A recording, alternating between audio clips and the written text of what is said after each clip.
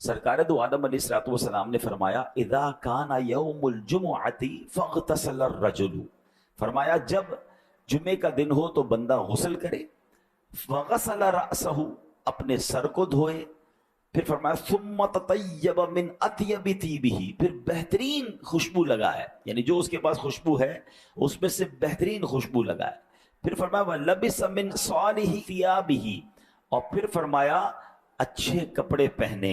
सुम्मा खरज इला सलाती, फिर नमाज जुम्मा के लिए वो निकले घर से, हाजिर हो जाए, सुबहान अल्लाह। और फिर फरमाया वलम युफर्रिक बैन इस्नैन, दो बंदों के दरमियान से ना गुजरे। अब इसमें भी एक चीज क्या होती है कि बाज़ औक़ात नमाजी बैठे होते हैं, लोग गुजर गुजर कर बीच से कांधे टाप कर आ रहे होते हैं, ये ना किया करें, क्योंकि आप बहुत सारे लोगों को डिस्टर्ब कर रहे होते हैं। और हदीस में भी ये जिक्र आया कि दो बंदों के दरमियान से ना गुजरे, जिधर जगह मिलती है बैठ जाए। वो अलग बात है, जब नमाज का वक्त शुरू होगा तो सफ़ेद दुरुस्त हो जाएंगी, लेकिन बाज लोग सबको ऊपर से कांधे फलांगते हुए आ रहे होते हैं। जितनों को कांधा फलांगेंगे उनका बयान सुनना डिस्टर्ब हो जाएगा। और जब शरीयत की बात हो रही होती है ना, उसमें एक एहतियात इसलिए करनी होती है कि कभी जायज़ को वो नाजायज़ ना समझ जाए, हलाल को वो हराम ना समझ जाए, क्योंकि आपने उसके कांधे से जब आपने ऊपर से आना है तो उससे डिस्टर्ब होना है और वो बयान को मिस कर जाएगा।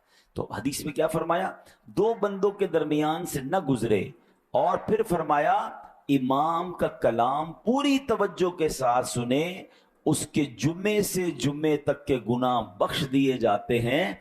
इसमें 3 दिन का मजीद इजाफा है, गुफिर लहू मिनल जुमुअती इलल जुमुआ व ज़ियादतु सलासति अय्यामिन, यानी गोया तकरीबन 10 दिन के गुनाह मुआफ हो जाते हैं अगर बंदा ये अमल कर ले। मैं फिर रिपीट कर देता हूं, करना क्या है, जुम्मे के दिन गुस्ल करना है, बेहतरीन खुशबू लगाएं, अच्छे कपड़े पहने, पूरी तवज्जो के साथ नमाज जुम्मा के लिए जब आए तो दो बंदों के दरमियान से न गुजरें।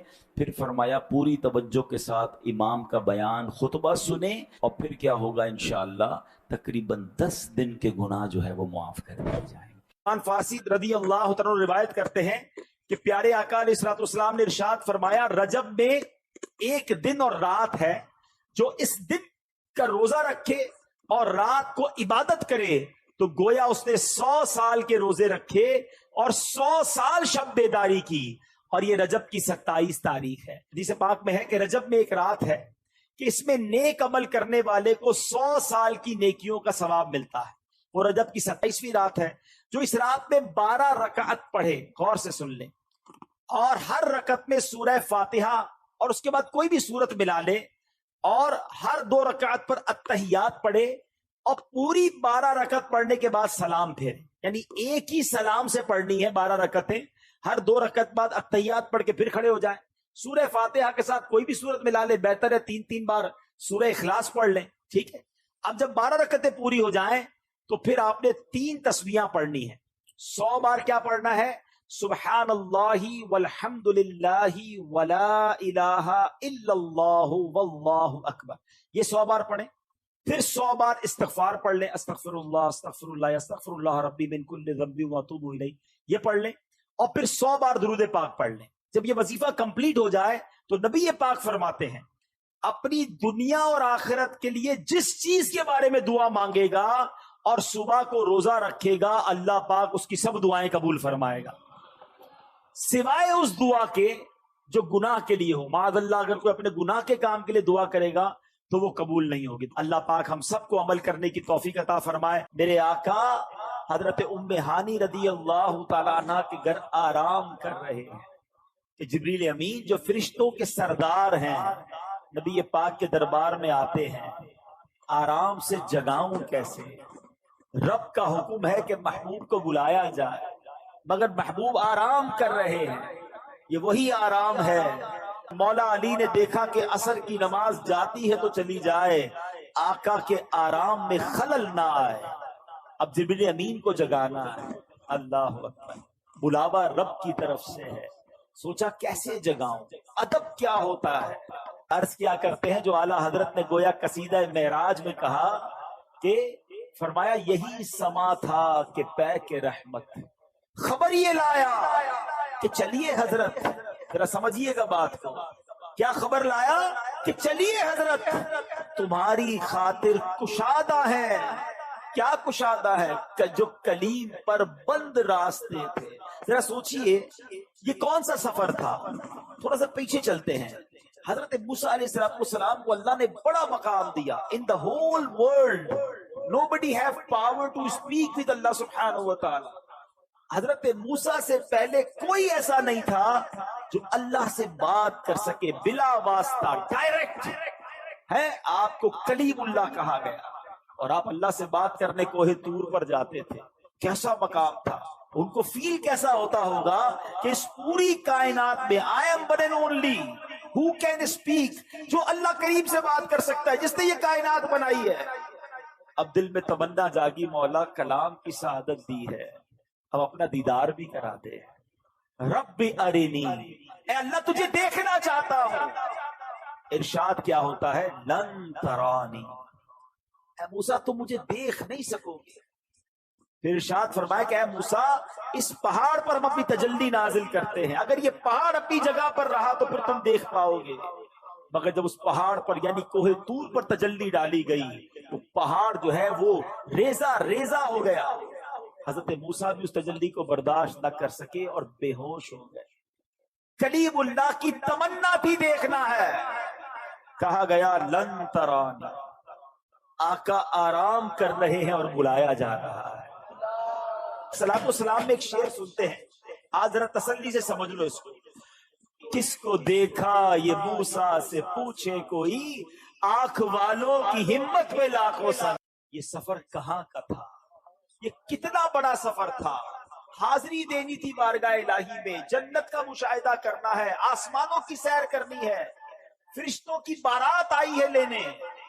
تیاری کیسی کروائی گئی؟ نبی پاک کو حتیم میں لایا گیا. کعبہ مشرفہ کا وہ حصہ جو کعبے کا ہی حصہ ہے، اللہ کریم وہاں بھی بار بار حاضری عطا فرما. حتیم میں لایا گیا، وہاں نبی پاک کے سینہ اقدس کو چیرا گیا اور اس میں نور کی برسات کی گئی، حکمتیں داخل کی گئی. پھر سینہ اقدس کو بند کر دیا گیا. آج لوگ کہتے ہیں سائنس نے بڑی ترقی کر لی ہے، اوپن ہارٹ سرجری ہوتی ہے. سنو، 1450 سال پہلے ایک بار نہیں، نبی پاک کی 4 بار اوپن ہارٹ سرجری ہوئی. مگر یہ کیسی سرجری تھی؟ نہ کوئی ٹانکے کا نشان ہے، نہ کوئی تکلیف ہے. آقا دیکھ رہے ہیں کہ دل کو باہر نکالا گیا ہے اور نبی پاک کے سامنے نور ڈالا جا رہا ہے. اللہ اکبر، یہ بھی نبی پاک کا معجزہ ہے. اور پھر وہ سفر شروع ہوتا ہے. اب نبی پاک مکہ پاک سے بیت المقدس جاتے ہیں. سبحان اللہ. بیت المقدس کا سفر یہ براق پر کیا جاتا ہے. براق کی بات بھی سن لو، ہے جو اتنا پیارا مہمان ویسی سواری بھیجی جاتی ہے نا. اگر کوئی بہت بڑی شخصیت ہو تو اس کو ذرا اچھی گاڑی میں بلایا جاتا ہے، نارمل بندے کو کہا جاتا ہے آپ آ جائیے گا، ٹھیک ہے. اور بہت ہی زیادہ معزز ہو بندہ کہتا ہے کسی دوست کی اچھی والی گاڑی لے کے بھیجوں، اتنی بڑی شخصیت ہے، اس کے سٹینڈرڈ کی کوئی سواری ہونی چاہیے. اللہ نے اپنے پاس اپنے حبیب کو بلانا ہے، سواری بھیجی، جنتی سواری، براق. اچھا، براق جو تھا اس کی سپیڈ کیا تھی ذرا سنیے گا. حدیث میں مضمون ملتا ہے کہ براق کی سپیڈ اتنی تھی کہ جدھر نگاہ پڑتی تھی ادھر اس کا پیر پڑتا تھا. یعنی اگر آپ سوچیں کہ اگر آپ بالکل کھلے میدان میں کھڑے ہو جائیں یا سمندر پہ چلے جائیں تو کتنے دور تک ہماری نظر جاتی ہے. جدھر تک آئی سائٹ جاتی تھی ادھر وہ ایک قدم رکھتا تھا، اگلا قدم ادھر رکھتا تھا، دوبارہ آئی سائٹ جدھر جاتی تھی. اتنی سپیڈ سے یہ ٹریول ہوا. اور سبحان اللہ، براق کے اندر ایک زبردست شاک آبزرور بھی تھا. لوگ کہتے ہیں گاڑی وہ اچھی جس پہ جھٹکے نہ لگے، ذرا اسموتھ ڈرائیو ہونی چاہیے. دیکھو اللہ نے اپنے حبیب کو بلایا تو کس شان سے بلایا. جب یہ براق اوپر کی طرف جاتا تھا نا، آسمان کی طرف، اب دیکھیے گھوڑے پہ اگر آپ بیٹھے ہوں اور گھوڑا اونچائی کی طرف جائے تو آپ پیچھے ہو جاتے. تھوڑی تکلیف ہوتی ہے نا انسان کو، کیونکہ گھوڑا اوپر جا رہا ہے. تو روایتوں میں لکھا کہ اس کے پچھلے پیر بڑے ہو جاتے تھے. جب یہ اوپر جاتا تھا تو پچھلے پیر بڑے ہو گئے تاکہ اس کی پشت سیدھی رہے، نبی پاک کو سواری میں تکلیف نہ ہو. اچھا، جب یہ براق نیچے اترا، اب کوئی گھوڑا نیچے اتر رہا ہے آپ آگے کی طرف ہو جائیں گے، پھر ڈیفیکلٹی ہوگی. فرمایا جب نیچے اترا تو اس کے اگلے پیر اونچے ہو جاتے تھے. یہ وہ فلیکسیبلٹی تھی کہ حبیب کو بلایا ہے تو کوئی تکلیف نہ پہنچے، کس شان سے سواری بھیجی گئی. اللہ اکبر. نبی پاک علیہ الصلوۃ والسلام اب پہنچتے ہیں اس جگہ پر جسے ہم بیت المقدس کہتے ہیں. بیت المقدس ویسے بھی دیکھنے کی بڑی تمنا ہے، لیکن جب سے یہ پڑھا ہے اور جب پڑھتے ہیں ایک دل میں عجب تمنا جاگ اٹھتی ہے. ذرا سوچو تو صحیح کہ کائنات میں ایسی نماز نہ اس سے پہلے ہوئی نہ اس کے بعد ہوگی، جب اس کائنات کے سب سے بہترین افراد یعنی انبیاء کرام کم و بیش 1,24,000 آل ٹوگیدر ونس ٹائم ایک ہی وقت میں وہ بیت المقدس میں موجود ہیں، صفے تیار ہیں، مؤذن فرشتے ہیں، اقامت دینے والے جبریل امین ہیں. اور اب جبریل امین نے عرض کیا حضور اب آپ امامت فرمائیے. امام الانبیاء میرے آقا امامت فرما رہے ہیں. سبحان اللہ. سیدی اعلیٰ حضرت امام اہل سنت بڑی پیاری بات لکھتے ہیں، فرماتے کہ وجہ کیا تھی، معراج کی رات کی جماعت کیوں جو ہے وہ سجائی گئی، یہ بلایا کیوں گیا سب کو. سبحان اللہ. رہتی دنیا کو یہ بتانا تھا. اعلیٰ حضرت کہتے ہیں نماز اقصیٰ میں تھا یہی سر کہتے راز کو، یہاں کہتے ظاہر ہونا. فرماتے نماز اقصیٰ میں تھا یہی سر، یہی راز تھا کہ ایاں ہو مانائے اول آخر، پتا چل جائے دنیا کو کون اول ہے کون آخر ہے دست بستہ پیچھے حاضر، سارے ہاتھ باندھے کھڑے ہیں کون جو سلطنت آگے کر گئے. مجید فرقان حمید میں اللہ کریم سورہ نجم میں کیا کمال کے ارشادات فرماتا ہے. سورہ نجم ایسا لگتا ہے جب پڑھیں تو کہ نعت پڑھ رہے ہیں. اللہ کریم ارشاد فرماتا ہے بسم اللہ الرحمن الرحیم والنجم اذا ہوا، اس پیارے چمکتے تارے محمد کی قسم، ما ضل صاحبکم وما غوا، تمہارے صاحب نہ بہکے نہ بے راہ چلے، وما ينطق عن الهوى، اور وہ کوئی بات اپنی خواہش سے نہیں کرتے، ان هو الا وحی یوحى، وہ تو نہیں مگر وہی جو انہیں کی جاتی ہے. سنو میرے آقا جو کہتے ہیں اللہ کی طرف سے عطا ہوتا ہے وہ کہتے ہیں. اعلیٰ حضرت یوں ہی نہیں کہتے، وہ دہن جس کی ہر بات وحی خدا، چشمہ علم و حکمت پہ لاکھوں سلام ہے.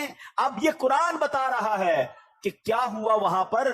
فرمایا ثم دنا فتدلا فکان قاب قوسین او ادنا، پھر وہ جلوہ نزدیک ہوا. قرآن کہتا ہے پھر خوب اتر آیا تو اس جلوے اور اس کے محبوب میں 2 ہاتھ کا فاصلہ رہا، بلکہ اس سے بھی کم. اب باتیں کیا ہوئی وہاں پر؟ قرآن کہتا ہے فَأَوْحَا إِلَىٰ عَبْدِهِ مَا أَوْحَا، اب وحی فرمائی اپنے بندے کو جو وحی فرمائی. رب نے جو فرمانا تھا فرمایا اور محبوب نے جو لینا تھا وہ لے لیا. تو اب یہ وہ سفر ہے میٹھے اسلامی بھائیوں کہ جب نبی پاک علیہ الصلوۃ والسلام یہ سفر کر کے واپس آئے، یہ عظیم سفر ہے. جنت کے طبقات دکھائے، جہنم کے مشاہدات کیے. میں انشاءاللہ بیان کے آخر میں مشاہدات کے بارے میں بھی بتاؤں گا. آل ٹوگیدر جب یہ سفر کر کے نبی پاک واپس آتے ہیں تو آج لوگ کہتے ہیں جناب کہ بڑی سائنس نے ترقی کر لی ہے، بڑا مہینوں کا سفر دنوں کا سفر منٹوں میں طے ہوتا ہے. لیکن میرے آقا کے اس سفر میں جس میں ہزاروں سال کا یہ ٹریول ہے، علماء کہتے ہیں اگر اس کو لاجیکلی کیلکولیٹ کرے نا تو یہ کئی ہزار سالوں کا سفر بنتا ہے. مگر نبی پاک جب واپس آئے تو جو دروازہ کھولتے وقت کنڈی ہل رہی تھی وہ اب بھی ہل رہی ہے. جو بستر چھوڑ کے میرے آقا گئے وہ بستر اب بھی گرم ہے. آقا نے وضو کیا تھا، ہم وضو کرتے زمین پر پانی بہتا ہے، راوی لکھتے نبی پاک آئے وہ پانی ابھی بھی بہ رہا تھا. بڑا لاجیکلی بات سمجھ لو، ہر دور کے مطابق ہے نا انبیاء کو معجزات دیے گئے، ہر دور کے مطابق جیسا دور ویسے معجزات. مثال کے طور پہ حضرت موسیٰ علیہ السلام کا دور تھا، وہ جادوگروں کا دور تھا. ان کا مقابلہ کرنے کے لیے حضرت موسیٰ علیہ السلام کو عصا کا معجزہ دیا گیا. آپ نے عصا ڈالا، وہ اژدہا بن گیا، فرعونیوں کے سانپوں کو کھا گیا، وہ عاجز آ گئے. حضرت عیسیٰ کا دور ڈاکٹرز کا دور تھا، علاج دریافت ہو گیا تھا. اس کو کاؤنٹر کرنے کے لیے آپ کو کیسا معجزہ دیا گیا کہ قرآن میں لکھا ہے کہ آپ مادر زاد اندھوں کی آنکھوں پر دم کرتے تھے، وہ آنکھ والے ہو جاتے تھے. آپ مردوں کے لیے دعا کرتے، مردے زندہ ہو جایا کرتے تھے. تو جیسا دور ویسا معجزہ. میرے آقا کا جو دور تھا، جس دور میں نبی پاک آئے، وہ دور کیسا تھا؟ وہ دور تھا عربیوں کا فصاحت و بلاغت کا دور تھا، انٹلیکچوئلز کا دور تھا. اس زمانے میں بڑا عجب معاملہ تھا. ایک اور بڑی عجیب بات پہلے بھی میں نے بیانات میں بتائی ہے کہ جو عربی نہیں ہے وہ کیا کہلاتے ہیں؟ ہم کیا ہیں؟ عجمی. عجمی کا معنی پتہ ہے؟ عجمی کہتے گونگے کو. ہم کتنا شوق سے بتاتے ہیں عجمی ہیں. عجمی کہتے ہی گونگے کو، اس کا معنی گونگا ہے. یہ عربیوں کا ایک زوم تھا، عربیوں کا ماننا یہ تھا کہ عربی بول سکتے ہیں، یہ عجمی باقی سارے گونگے ہیں. ان کو اپنی زبان پر اتنا ناز تھا. یعنی اس زمانے میں تلوار کے لڑائی کے ساتھ ساتھ الفاظ سے بھی لڑائی ہوتی تھی. حضرت عبداللہ بن رواحہ، حضرت حسان بن ثابت رضی اللہ تعالیٰ عنہ، یہ نبی پاک کے دربار کے نعت گو شاعر تھے. دشمن نبی پاک کی شان میں گستاخانہ اشعار لکھتے تھے، یہ ادھر سے جواب میں نعتیں لکھتے تھے. ایک موقع پر پیارے آقا علیہ الصلوۃ والسلام نے حضرت عبداللہ بن رواحہ سے فرمایا، عبداللہ تم اشعار دشمنوں کے مقابلے میں لکھو، تمہارے اشعار ان کے لیے تیر کی مانند ہے. تو یہ دور تھا، اس دور میں نبی پاک تشریف لائے. اب ضروری تھا کہ پیارے آقا ان سے زیادہ فصیح ہو، ان سے زیادہ خوبصورت بات کرے. اللہ نے نبی پاک کے قلب اقدس پر قرآن نازل کر دیا. جب اللہ کے حبیب قرآن کی تلاوت کرتے تھے، وہ عاجز آ گئے، وہ پریشان ہو گئے. وہ کہتے یہ کسی انسان کا کلام نہیں ہے، یہ کیسی باتیں کرتے ہیں. اور کمال کی بات یہ ہے، انہوں نے یہ بھی دیکھا تھا کہ بچپن سے اب انہیں دیکھ رہے ہیں، یہ کسی مدرسے میں نہیں گئے، کسی استاد کے پاس نہیں گئے. اس کا مطلب یہ تھا کہ اللہ نے اپنے حبیب کو ڈائریکٹلی علم عطا فرمایا. الرحمن علم القرآن، اللہ نے اپنے حبیب کو یہ سارے علوم عطا فرمائے. اور جب میرے آقا گفتگو فرماتے تو پھر کیا ہوتا؟ بریلی کے تاجدار لکھتے ہیں، آقا میں نثار تیرے کلام پر. حضور آپ کی باتیں کیسی تھی؟ زبان تو بہت سارے لوگوں کو ملی ہے، میں نثار تیرے کلام پر. ملی یوں تو کس کو زبان نہیں، وہ سخن ہے جس میں سخن نہ ہو، وہ بیان ہے جس کا بیان نہیں. تیرے آگے یوں ہے دبے لچے فصحا عرب کے بڑے بڑے بڑے بڑے فصحا بلغا انٹلیکچوئلز بیٹھتے تھے. میرے آقا بات کرتے، وہ شاکڈ ہو جاتے، اسٹانشڈ ہو جاتے، حیران ہو جاتے، ایسا لگتا خود گونگے ہو جاتے. اعلیٰ حضرت کہتے تیرے آگے یوں ہے دبے لچے فصحا عرب کے بڑے بڑے، کوئی جانے منہ میں زبان نہیں بلکہ جسم میں جان نہیں. سنو تو صحیح، ہزاروں سال کا سفر کر کے میرے آقا آتے ہیں اور کنڈی ابھی ہل رہی ہے. گویا ہوا یہ کہ کم وقت میں نہیں بلکہ نبی پاک نے یہ سارا سفر نو ٹائم میں کیا، وقت وہی ٹھہرا ہوا تھا. ماجرا یہ ہے، اب عشق والا جواب سن لو. دراصل بات یہ ہے کہ میرے آقا تو سارے جہان کی جان ہے نا. جب جان چلی گئی تو جہان رک گیا تھا. آقا واپس آئے، جہان نے پھر چلنا شروع کر دیا. اعلیٰ حضرت کہتے ہیں نا، وہ جو نہ تھے تو کچھ نہ تھا، وہ جو نہ ہو تو کچھ نہ ہو. جان ہے وہ جہان کی، جان ہے تو جہان ہے. اللہ اکبر. نبی پاک تشریف لائے اور اب صبح کے وقت میرے آقا نے ام ہانی رضی اللہ تعالیٰ عنہ کو جب یہ واقعہ سنایا، آپ نے کہا میرے آقا مکے والوں کو بتائیے گا نہیں، وہ مانیں گے نہیں، یہ ایسی بات ہے یہ اور آپ کی مخالفت کریں گے. ذرا غور کیجیے، یہ وہ وقت تھا جب فقط 40-50 تقریباً 80-90 کے قریب مسلمان تھے، زیادہ مسلمان نہیں ہوئے تھے. 11 سن نبوی کا وقت ہے. اور میرے آقا نے فرمایا میں نے تو ضرور بتانا ہے. نبی پاک نے مکے والوں کے سامنے بتانا شروع کیا. ابو جہل بدبخت کہتا ہے اے محمد صلی اللہ تعالی علیہ وسلم، جو آپ مجھے کہہ رہے ہیں میں اگر مکے والوں کو جمع کر لوں انہیں بھی کہیں گے؟ بالکل. مکے والے جمع کر لیے گئے. کب بتائیے آپ کیا کہہ رہے تھے؟ پیارے آقا علیہ الصلوۃ والسلام نے فرمایا کہ میں رات کے تھوڑے حصے میں بیت المقدس سے ہو کر آیا ہوں، میں آسمانوں کی سیر کر کے آیا ہوں. اللہ اکبر. مکے میں شور بچ گیا. ابو جہل نے نبی پاک کی گستاخی کرنا شروع کی. کہا دیکھو یہ کیسی بات کرتے ہیں. کفر والے تو تھے ہی تھے، کچھ ایمان والے بھی تذبذب ہو گئے. جو کمزور ایمان والے تھے ان پر بھی امتحان کی گھڑی آ گئی. یاد رکھیے گا واقعہ معراج جہاں نبی پاک کی شان اور قدر و منزلت کو بیان کرتا ہے، وہاں یہ ایمان والوں کا امتحان بھی ہے، یہ ٹیسٹ بھی ہے کہ تمہیں اپنے نبی پر کتنا اعتماد ہے. اللہ اکبر. جب یہ شور شرابہ ہوا تو مکے والوں نے کہا کہ آج موقع اچھا ہے ابو بکر صدیق کو پیارے آقا سے دور کرنے کا. یاد رہے سیدنا صدیق اکبر اس زمانے میں بھی بڑے معزز تھے، بڑے بیپاری تھے، ان کا مسلمان ہونا کافروں کو بڑا کھٹکتا تھا. انہوں نے کہا کسی طرح ان کو دور کر دو، اسلام کمزور ہو جائے گا. فوراً پہنچے صدیق اکبر کے گھر پر، دروازہ کھٹکھٹایا، دروازہ کھلا. کہا ابو بکر تم جانتے ہو تمہارے نبی کیا کہتے ہیں جن کا تم بڑا نام لیتے ہو، بڑا عجیب دعویٰ کرتے ہیں. کہا بتاؤ کیا کہتے ہیں. کہا وہ کہتے ہیں کہ رات کے تھوڑے حصے میں بیت المقدس سے ہو کر آیا ہوں. اچھا یہ اعتراض کیوں تھا؟ پہلے تھوڑا ٹیکنیکلی سمجھ لو. بیت المقدس جو ہے وہ 1 مہینے کا راستہ تھا. اونٹ پہ جائیں، گھوڑے پہ جائیں تو مکے سے بیت المقدس 1 مہینے کا راستہ، واپس آئیں پھر 1 مہینے کا راستہ. 2 مہینے کا سفر. نبی پاک کا کلیم یہ تھا کہ میں رات عشاء بھی یہی پڑھی ہے، فجر بھی یہی پڑھی ہے اور تھوڑی دیر میں ہو کر آ گیا ہوں.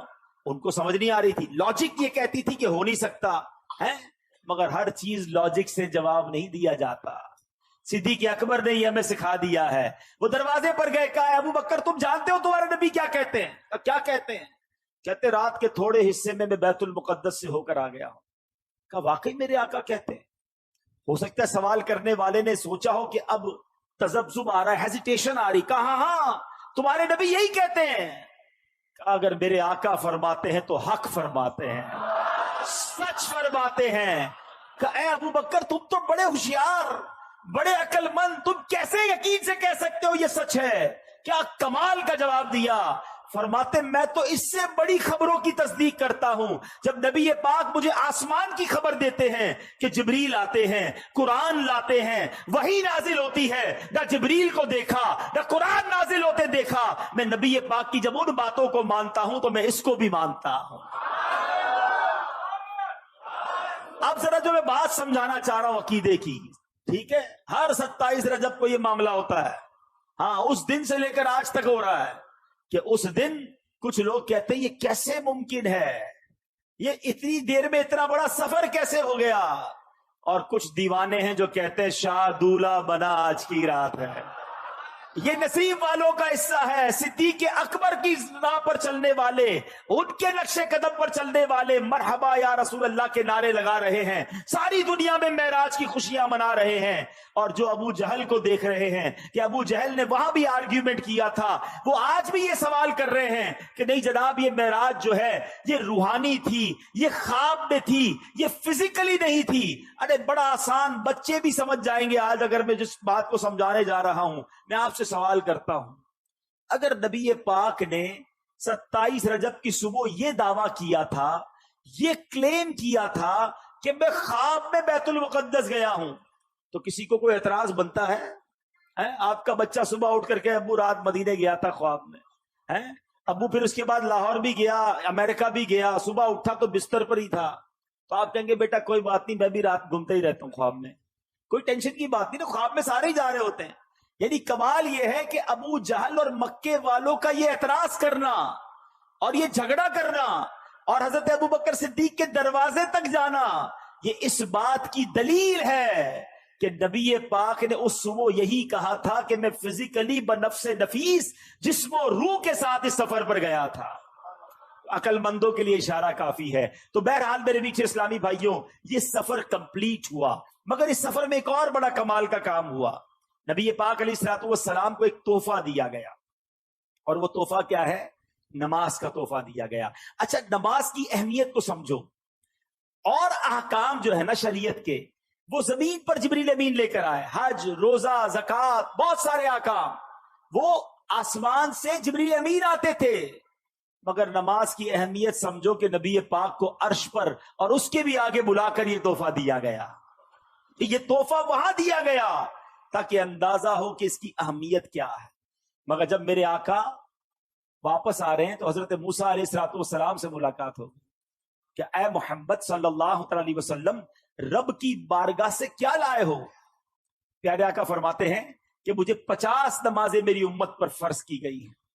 हजरत मूसा कहते हैं, ए मोहम्मद सल्लल्लाहु अलैहि वसल्लम अब वापस जाइए, कम करवा कर लाइए, मैंने बनी इसराइल मेरी कौम को देख लिया है, ये 50 नहीं पढ़ सकेंगे। नबी ये पाक फिर जाते हैं, वापस आते 45 हो जाती है। बताइए 45 हो गई, कहा नहीं और जाइए, ये ज्यादा है, कम करवाइए। फिर जाते हैं 40 हो जाती है, फिर जाते हैं 30, 35, 30, आप अर्ज करते रहे, प्यारे आका जाते रहे। ये थोड़ा सा रुक जाता हूं। एक और बात इसमें सीखने वाली है कि नबी पाक की रसाई कैसी थी, जब चाहते चले जाते थे। ये एक बार जाना नहीं हुआ, कसरे दना तक किसकी रसाई, जाते ये हैं, आते ये हैं, फिर जाते ये हैं, आते ये कैसा कनेक्शन था, ये कैसी इजाजत थी। अच्छा, एक और इश्क वाली बात उलमा कहते हैं कि हजरत मूसा ने हमारा तो भला किया ही किया, अपना भी एक भला किया था। कोहे तूर पर देखना चाहते थे ना, नहीं देख पाए ना। आज भी कुछ उशाक पता है जो मदीने से आता है ना, उसकी आंखों का दीदार करते हैं। कहा हमने मदीना नहीं देखा, इन आंखों ने मदीना देखा है, इन आंखों को चूम लूं। हजरत मूसा प्यारे आका की उन आंखों को देखना चाह रहे हैं। हुजूर जरा फिर देख कर आइए, मैं फिर आंखें देख लूं। आप फिर अल्लाह की बारगाह में जाइए, मैं फिर आपकी आंखें देखूं। बार बार नबी ये पाक जा रहे हैं, आखिर 5 हो गई। हजरत मूसा ने तो वहां भी कहा था हुजूर इसको भी कम करवा के लाइए। नबी पाक फरमाते हैं मुझे हया आती है अल्लाह की बारगाह से। मगर वहां से इरशाद क्या हुआ, हदीस पाक है कि जब 50 से 5 कर दी गई तो आवाज दी गई, ए महबूब हमारी बात नहीं बदलती, आप अलैहिस्सलातु वस्सलाम के लिए इन 5 के बदले में 50 का सवाब है। ऐ मुसलमानों, ये तोहफा मेराज की रात मिला। आज सब नियत कर लें कि आज के बाद हमारी कोई नमाज कज़ा नहीं होगी, कुछ भी हो जाए। ये बहाने ना किया करो नमाज के साथ, तबीयत ठीक नहीं है, सर में दर्द है, अगले जुम्मे से पढ़ लूंगा, रमजान आने दो फिर पढ़ लूंगा। जिस तरह खाना पीना हमें नहीं चलता ना खाए पिए बगैर, नमाज जिंदगी का वो लाजमी हिस्सा होनी चाहिए। खड़े होके नहीं पढ़ सकते, बैठ के पढ़े, बैठ के नहीं पढ़ सकते, लेट के पढ़े, बीमार है लेट के नहीं पढ़ सकते, इशारे से पढ़े। अगर नमाज माफ नहीं है तो आज ये नियत करनी है इंशाअल्लाह। ये मेराज की रात हमें याद दिलाती है। अच्छा, मजे की बात है, नबी पाक की मेराज तो रब की बारगाह में हाजिरी है, और नमाज को मोमिन की मेराज कहा गया। और पता ये किधर ले जाएगी नमाज? जब नबी पाक ने रब का दीदार किया तो दिल के किसी कोने में, काबिल तो नहीं मगर तमन्ना तो जागती है ना कि काश हम भी अपने रब को देखें। हैं जिस खालिक ने बनाया, जिस खालिक की कायनात ऐसी है, मेरा वो खालिक कैसा होगा। हैं तो अब सुनो, अहदीस में ये मजमून मिलता है कि जो नमाजी होगा उसको बरोज़े क़यामत अल्लाह का दीदार करवाया जाएगा। तो अल्लाह का दीदार करना है ना, तो फिर नमाज पढ़नी है इंशाअल्लाह। अब नमाज कज़ा नहीं होगी इंशाअल्लाह।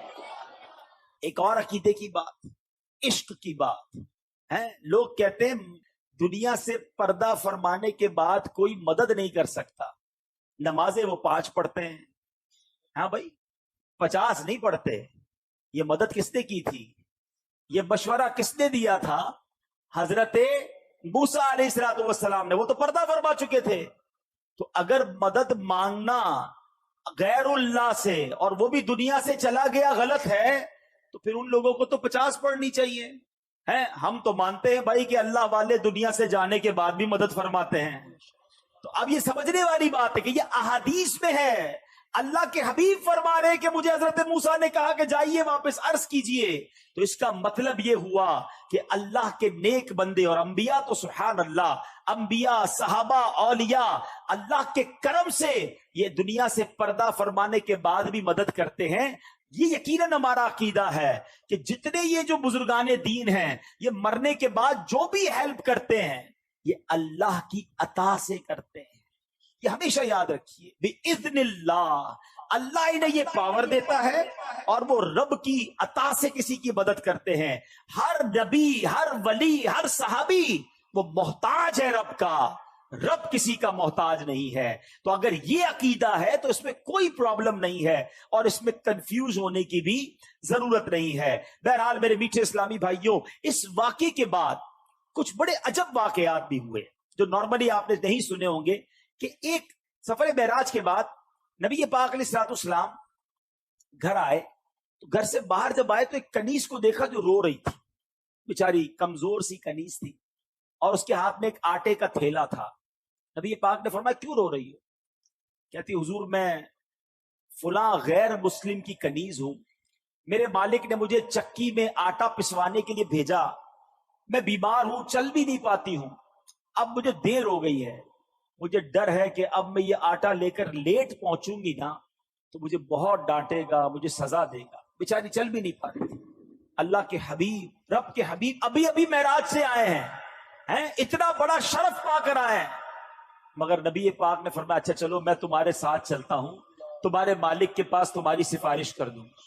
نبی پاک نے اس کنیز کا آٹے کا تھیلا اٹھا لیا.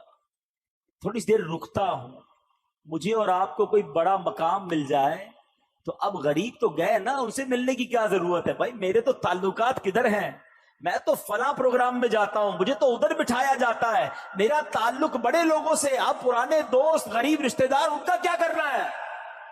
ارے عرش کے دولہا بن کر آئے ہیں اور کنیز کی آٹے کا تھیلا اٹھا رہے ہیں. تیری عاجزی پہ لاکھوں، تیری سادگی پہ لاکھوں، وہ سلام عاجزانہ مدنی مدینے والے. سنو میرے آقا اس کے گھر پہنچ گئے، دروازہ کھٹکھٹایا. وہ نبی پاک علیہ الصلوۃ والسلام کو جب دروازے پر غیر مسلم دیکھتا ہے تو ہکا مکا رہ گیا. جانتا تھا کہ یہ مسلمانوں کے نبی ہیں، تو کہا آپ کیسے تشریف لائے؟ فرمایا کہ یہ تمہاری کنیز ہے، پریشان تھی، ڈر رہی تھی تمہارے پاس آنے کے لیے، اس کو معاف کر دو. تو پتہ ہے وہ کیا کہتا ہے، وہ جو غیر مسلم تھا کہتا ہے پہلے مجھے بتائیے آپ کو آج رات معراج نصیب ہوئی ہے نا؟ غیر مسلم کہتا ہے اے محمد صلی اللہ تعالی علیہ وسلم آج رات آپ کو معراج نصیب ہوئی ہے؟ نبی پاک نے فرمایا ہاں ہے. سنو، وہ اندر گیا، واپس آیا، اس کے ہاتھ میں تورات شریف یا انجیل مقدس آسمانی کتاب تھی، اور وہ کہتا ہے یہ دیکھیے اس میں نبی آخر الزمان کی یہ نشانی لکھی ہوئی ہے کہ وہ نبی جو آخری نبی ہوں گے، جب ان کو جس رات معراج ہوگی اس رات کی صبح وہ ایک کنیز کے آٹے کا تھیلا اٹھا کر کسی غیر مسلم کے دروازے پر جائیں گے. حضور آپ میرے دروازے پر آئے ہیں، میں کلمہ پڑھ کر مسلمان ہوتا ہوں. سبحان اللہ، یہ اللہ اکبر. اب یہ میرے آقا کی شان ہے کہ نبی پاک کی اس معراج کا ذکر اور معراج کے بعد اس عاجزی کا ذکر بھی آسمانی کتابوں میں موجود ہے. ارے جن کے نصیب میں ماننا ہوتا ہے، جن کے مقدر میں ایمان لانا ہوتا ہے، جن کے مقدر میں عشق رسول ہوتا ہے، ان کو یہ سعادت ملتی ہے. ایک شخص شیخ صحاب الدین سہروردی رحمۃ اللہ تعالی فرماتے ہیں کہ شیخ ابن سکینہ کا ایک مرید تھا. اس کی ذمہ داری تھی کہ وہ ہر جمعے کو جو صوفیاء کرام نماز کے لیے آتے تھے ان کی جا نماز وغیرہ مسجد میں بچھاتا تھا، پھر نماز کے بعد فارغ ہو جاتے تو مصلے واپس اٹھا کر خانقاہ میں رکھ دیتا. تو اس کو وسوسے آتے تھے معراج کے حوالے سے، کیسے ہو سکتا ہے اتنا بڑا سفر بھی ہوا، رات بھی نہیں بیتی، تو اس کو وسوسے آتے رہتے تھے.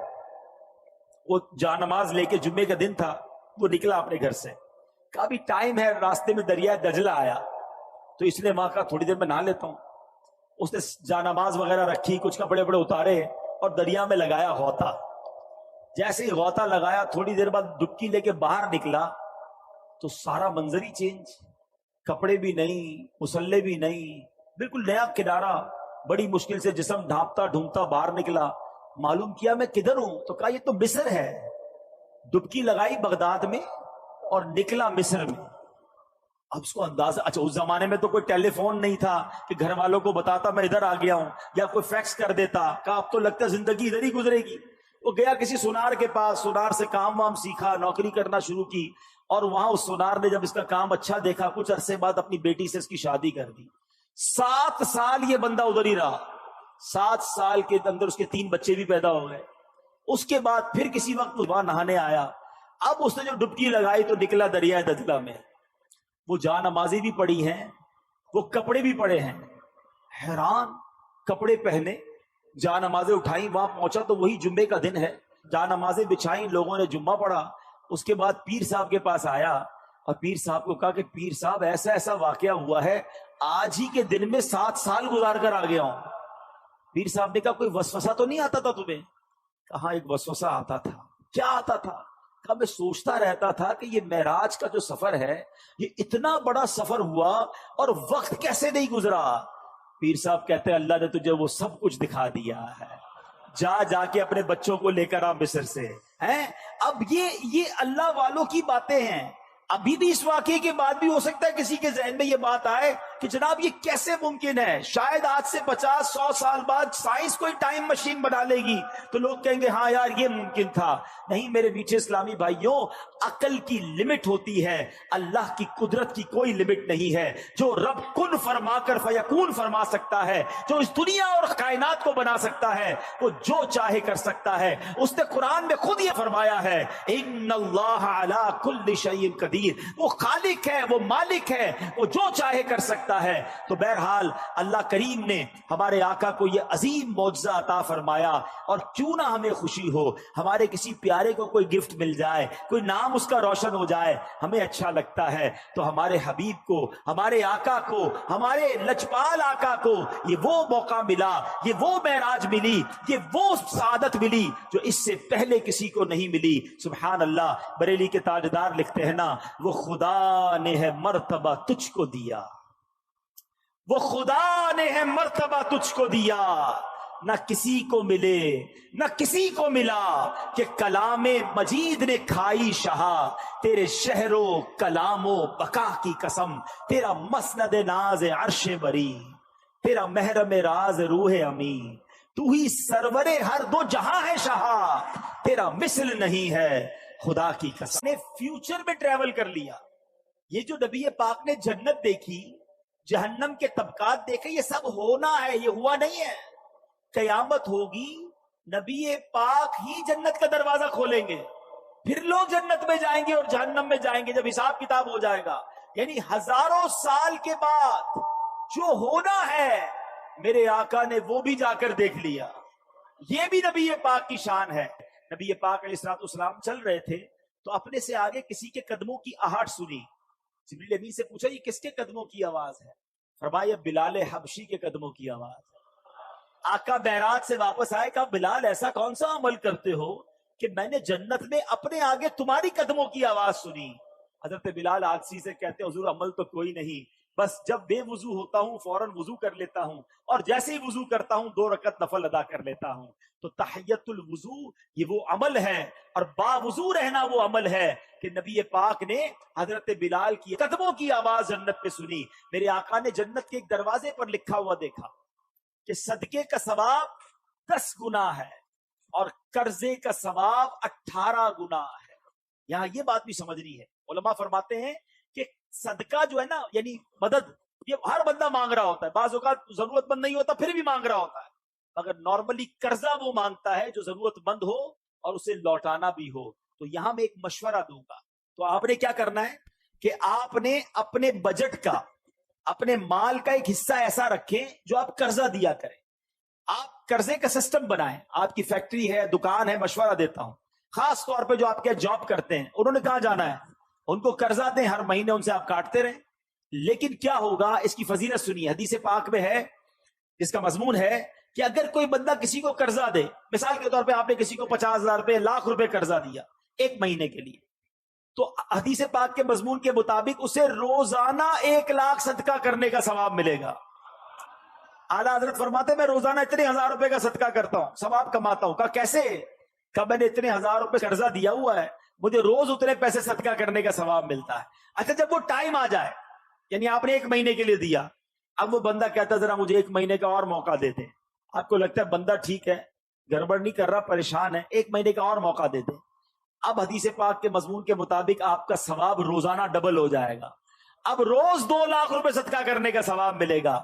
تو اللہ نے اگر آپ کو مال دیا ہے تو کچھ پیسے الگ رکھے، اس سے قرضہ دیا کریں. پیسے آ جائیں پھر کسی کو ضرورت مند کو قرضہ دیں، تاکہ یہ جو فضیلت ہے کہ آپ کو صدقے کا ثواب 10 گنا، قرضے کا ثواب 18 گنا ہے. ہاں یہ ضرور ہے کہ آپ اپنی پیسوں کی واپسی کا پراپر انتظام رکھیں. اور دیکھیں ہمارا مذہب کتنا کمپلیٹ ہے. جہاں قرضہ دینے والے کو کہا جا رہا ہے کہ قرضہ دو، نرمی کرو، وہاں قرضہ لینے والے کو کیا کہتا ہے کہ وقت پر قرضہ لوٹاؤ ورنہ ایک ایک لمحہ تمہارے گناہوں کا میٹر جاری رہے گا. تو جس پر قرضہ ہے نا وہ فوراً پیسے لوٹا ہے، کچھ بیچ کر بھی دینا پڑے تو دے. کیونکہ آپ کو یاد ہوگی وہ حدیث کہ ایک صحابی کا جب وصال ہوا تو نبی پاک نے جب بتایا گیا کہ یہ قرضہ ہے ان کے اوپر، تو آقا نے فرمایا میں ان کی نماز جنازہ نہیں پڑھوں گا. نبی پاک نے جنازہ پڑھنے سے منع کر دیا. پھر کسی نے قرضہ اتار دیا یا اپنے ذمے لیا، پھر نبی پاک نے نماز ادا فرمائی. تو یہاں یہ سیکھنے کو ملا کہ قرضہ دینے کا ثواب ہے مگر قرضہ لینے والا وقت پر قرضہ لوٹائے. یہاں ایک بڑا پرابلم ہے کہ جو قرضہ لیتا ہے اس کا اسٹائل ہی چینج ہو جاتا ہے. پہلے منتیں کر رہا ہوتا حضور دے دیں، آپ کی فکر ہی نہ کریں، آپ کے پیسے ٹائم پہ دے دوں گا. اس کے بعد نہ فون اٹھاتا ہے نہ وہ ملتا ہے، بلکہ باتیں بھی عجیب عجیب کر رہا ہوتا ہے. ایسا آپ نہ کریں، کیونکہ چند غلط لوگوں کی وجہ سے اب لوگوں نے قرضہ دینا ہی چھوڑ دیا ہے. اور یہ قرضہ ختم ہونا جو ہے نا، یہ سود کی طرف لوگ چلے گئے. کہتے بھائی میں تمہیں پیسے دوں گا مجھے کیا ملے گا. بے رحم ہو جاتا ہے انسان. سود اتنا برا عمل ہے کہ یہ انسان کو پیسے سے ایسی محبت کروا دیتا ہے کہ وہ بے رحم ہو جاتا ہے. مسلمان مرتا ہے تو مر جائے، کہتا ہے میں پیسے دوں گا مجھے کیا ملے گا. نہیں، ضرورت مند کی مدد کرو، انشاءاللہ تمہیں وہ اجر ملے گا جو قیامت کے دن تمہارا بیڑا پار کر دے گا. ٹھیک ہے. تو یہ اسی طرح اب نبی پاک نے جو جہنم میں ملاحظات کیے، یہ ذرا اس میں چند باتیں سن لیں پھر بیان کو ختم کرتے ہیں. کہ پیارے آقا علیہ الصلوۃ والسلام نے جہنم میں ایسے لوگوں کو دیکھا کہ ان کے پیٹ بڑے بڑے کمروں کی مانند ہیں. فرمایا یہ کون ہیں؟ تو بتایا گیا یہ سود کا کام کرنے والے. خدا کے واسطے اس سے توبہ کر لو، نکل آؤ. سود کے اندر جو غرق ہوا وہ برباد ہی ہوگا. یہ اللہ سے جنگ کرنا ہے. لوگ کہتے کیا کروں، کاروبار ختم ہو جائے گا. ارے تم رب سے جنگ کر رہے ہو، سب کچھ ایسے ہی ختم ہو جائے گا. ادھر ختم نہیں ہوگا تو آخرت میں کیسے جواب دو گے. کسی بھی صورت سود کے قریب نہ جائیں. معراج کی رات یہ عذابات کیوں دکھائے گئے؟ اللہ کے حبیب دیکھ کر آئیں اور آ کر اپنی امت کو بتائیں، انہیں ڈرائیں. مگر یہ امت ہے کہ انہیں پتہ بھی ہے پھر بھی یہ کام کر رہے ہوتے ہیں. نبی پاک نے دیکھا کچھ لوگ مردار کھا رہے ہیں. فرمایا یہ کون ہے؟ جبریل امین نے کہا حضور یہ لوگوں کی غیبت کرتے تھے. جو غیبت کرتے ہیں، دوستوں میں بیٹھ کر لگائی بجھائی اس کی برائیاں، خدا کے واسطے نہ کریں. یہ بہت بڑا گناہ اور جہنم میں لے جانے والا کام ہے. اللہ سلامت رکھے امیر اہل سنت کو. یہ بار بار ایسے ہی نعرے نہیں لگائے جاتے دعوت اسلامی میں کہ غیبت کے خلاف جنگ جاری رہے، غیبت سے بچنا ہے. آگے چلیں. نبی پاک علیہ الصلوۃ والسلام نے دیکھا کہ کچھ عورتوں اور مردوں کو دیکھا جن کو ان کی چھاتی کے ساتھ لٹکایا گیا. فرمایا کون ہے یہ؟ کہا کہ حضور یہ منہ پر عیب لگانے والے اور پیٹھ پیچھے برائی کرنے والے. اللہ اکبر. نبی پاک نے ایسے بھی لوگوں کو دیکھا کہ جن کے ہونٹ پکڑ پکڑ کر گل پھاڑے جا رہے ہیں پھر وہ ٹھیک ہو جاتے ہیں. عرض کیا کہ جھوٹ بولنے والے، بات بات پر جھوٹ بولتے، کیسے برداشت کریں گے؟ ایسے لوگوں کو دیکھا کہ جن کے سر کچلے جا رہے ہیں پھر ٹھیک ہو جاتے ہیں، پھر بڑے پتھر سے کچلے جاتے ہیں. فرمایا کون ہے یہ؟ کہا حضور نماز کے وقت ان کے سر بوجھل ہو جاتے تھے. آج کسی کو کہو نماز کے لیے چلو، کہا آپ چلیں میں ذرا طبیعت ٹھیک نہیں ہے، میں ذرا تھکا ہوا ہوں، میں بعد میں پڑھ لوں گا. نماز کے نام سے سر بوجھل ہو جاتا ہے. توبہ کیجیے، نماز کے لیے ایکٹیو ہو جائیے. جہاں ہم نے واقعہ معراج سنا، دلوں کو خوشی ملی، وہاں اپنی لائف میں اپنی زندگی میں تبدیلی بھی لائیں. اللہ کرے کہ آج کی رات ہماری زندگی کا ٹرننگ پوائنٹ بن جائے. آپ کو کوئی کہے کہ یار تم نے تو جھوٹ بولنا چھوڑ دیا، تو آپ کہیں کہ نبی پاک کی معراج آئی، اس خوشی میں نے جھوٹ سے توبہ کر لی. یار آپ ماشاءاللہ فجر میں بھی نظر آ رہے ہیں، 5 نمازیں پڑھ رہے ہیں. الحمدللہ میرے آقا کو معراج کی رات نماز کا تحفہ ملا، میں نے 5 وقت نماز پڑھنے کی نیت کر لی.